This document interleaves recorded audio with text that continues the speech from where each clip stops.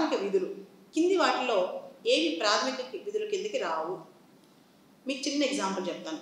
మొన్న నితిన్ గడ్కరీ పార్లమెంట్లో ఒక ప్రశ్నకు సమాధానం చెప్తూ భారతదేశంలో సంవత్సరానికి సగటున 1,78,000 మంది రోడ్ యాక్సిడెంట్లో చనిపోతున్నారని చెప్పారు. చెప్పిన తర్వాత good Samaritan, who is a good Samaritan? Good Samaritan అంటే ఎవరైతే కష్టాల్లో ఉన్నారో వాళ్ళని ప్రొటెక్ట్ చేయడం. ఉదాహరణకి మీరు ఇప్పుడు క్లాస్కి వస్తున్నప్పుడు రోడ్డు మీద ఒక యాక్సిడెంట్ జరిగింది. మీరు మనకెందుకులే, మనం లీగల్గా ఎదుర్కొంటాము, మన పైన కేసులు వస్తాయి, మనకెందుకు, మన టైం వేస్ట్ అని చెప్పి వచ్చారనుకోండి, you are not a good Samaritan అనమాట. కర్ణాటకలో గుడ్ సమారిటన్కి సంబంధించిన చట్టం ఉంది. ఎవరైతే గుడ్ సమారిటన్గా ఉంటారో వాళ్ళని ప్రొటెక్ట్ చేసే చట్టం ఉందన్నమాట. సో మీకు ఫండమెంటల్ డ్యూటీస్లో ABCD ఇస్తారు. A, to renounce the practices derogatory to the dignity of women, మహిళలకి సభ్యతకు భంగం కలిగించకుండా ఉండటం. B, to be a good Samaritan, కష్టాల్లో ఉన్న వాళ్ళని ఆదుకోవటం.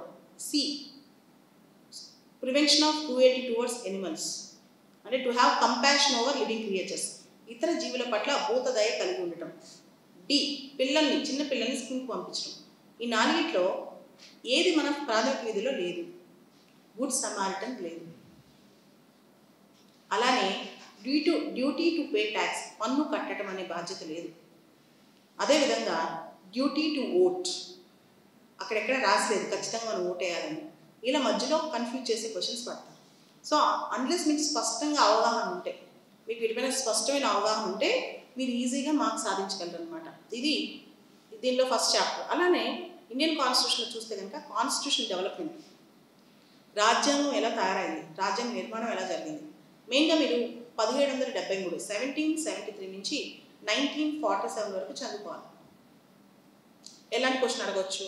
సింపుల్గా అసలు భారతదేశంలో పబ్లిక్ సర్వీస్ కమిషన్ పెట్టే ఐడియా ఎక్కడి నుంచి తీసుకొచ్చాం?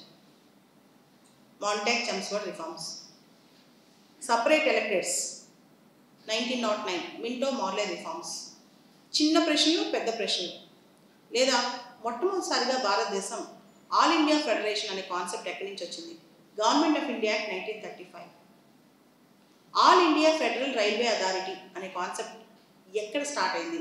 Government of India act 1935.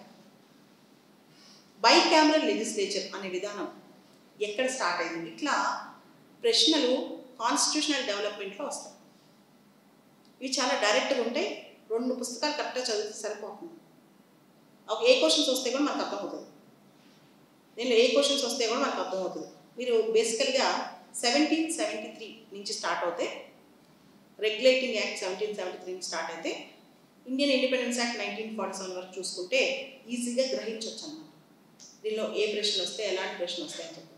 ఆ తర్వాత మీరు కనుక గమనిస్తే ఇక్కడ ఒక టాపిక్ ఉంది, దీని మీద డైరెక్ట్ క్వశ్చన్ రావచ్చు. FRs అండ్ DPSPs రిలేషన్షిప్, ప్రాథమిక హక్కులు ఆదేశ సూత్రాల మధ్య సంబంధం. ప్రాథమిక హక్కులకి ఆదేశ సూత్రాల మధ్య సంబంధం. ఏ 2 ఆదేశ సూత్రాలు వచ్చినప్పుడు ప్రాథమిక హక్కులైన 14, 19 పనిచేయవు. Article 39B and 39C, article 39B and 39C, article 39 clause B and 39 clause C. ఇవి చాలా ఇంపార్టెంట్ అన్నమాట. అవి ఏం చెప్తాయి? అదేవిధంగా విలేజ్ పంచాయత్స్ గురించి ఉన్న డైరెక్టివ్ ప్రిన్సిపల్ ఏంటి, ఆదేశ సూత్రం ఏంటి? ఆర్టికల్ 40.